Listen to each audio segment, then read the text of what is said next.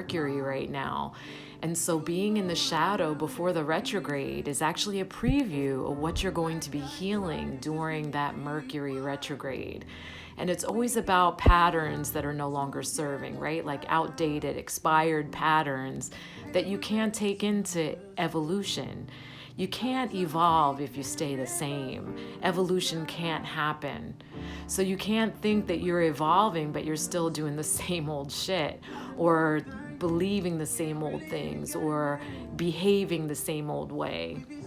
You can't do that. And so I love that June Companion showed up today. It talks about allow yourself to transform, move into that change. And the medicine wheel actually showed up in the reverse.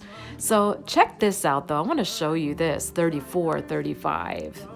Numbers, when they show up in succession that way, 7, 8, and this is a 10, which is a 1. But when numbers show up in succession that way, it always talks about ascending. It talks about growth. It talks about evolution. So if you see 1, 2, 3, or like if it's 12, 34, that's 1, 2, 3, 4. That's fucking phenomenal. So just pay attention to those things. So the medicine wheel actually showed up in the reverse. The medicine wheel in this deck also talks about healing. It's about our connection to all that is. Showing up in the reverse, it says you are being given guidance right now to heal. And I love that because this is also speaking very highly of the transformation. You need to step into that. Be very aware of what's showing up for you right now in this shadow aspect of Mercury. This is our preview. So really be aware of what is the repeating pattern that's showing up for you right now that needs to be taken care of so that you don't take it into this self beyond the Mercury retrograde. All retrogrades are about healing, right? So as difficult as they may seem to you, they're more difficult if you're not willing to do the work. So if you're willing to do the work, you'll be able to move through them pretty easily, like riding the currents instead of trying to swim upstream. So really be aware of what's showing up for you.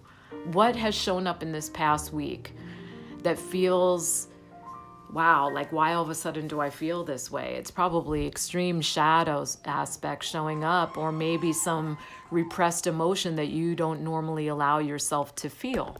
Ah, why did it turn off? Oh man, I don't know if my battery died. That's interesting. It did. Oh well. Okay, so now I'm holding it. Anyhow, that was fun. So welcome to live, folks. Anyhow, what is no longer serving you? Like for me, I know it is rage. I know that I have some repressed rage, and what happens is I'm patient until I'm not. And I allow certain disrespects to occur, and I shouldn't, because I feel it immediately and I need to speak it. And when I don't speak it, I get to the point where I'm like that teapot about to boil and it starts to scream. I get to that point, and I don't like the way that feels. And so I need to speak it all from the inception of it. Like say, you know what? I can feel your discomfort, and I can also feel that you're about to treat me some kind of way. And I just want to say, like, right now in this moment, that's not going to be okay. And calling it out as soon as I feel it, instead of saying, I knew this shit was going to happen. And then I get to the point where I'm like, you can fuck all the way off. So, yeah, that's what's coming up for me. What's coming up for you? And so Azurite showed up, and Azurite is about insight. So if you're having a hard time breaking that down, Azurite will really help you. These are Azurite blueberries. I actually use these as Virgil's eyes. He's my obsidian skull, because they look like eyeballs. But I also think they look like little planets. They're so awesome, but very powerful. So in my healing space, when someone is very in ego or resistant to seeing what their role is in their own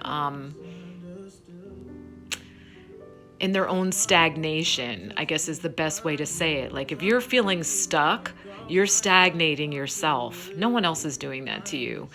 Azurite blueberries are amazing to get you unstuck, to take you out of that stagnation, to give you that spark, that jump start. And so what I do is I usually place one on each eye and then put the eye pillow. And we do breath work or guided meditation, whatever we need to do. But it usually will bring you in full communion with your highest self. And when you're in communion with your real self, that's when you open yourself to a deeper level of self-love where you can actually be honest with yourself and say, damn, I did create this. You know what? I hold no shame. I forgive myself. And it's time to actually start getting real and evolving.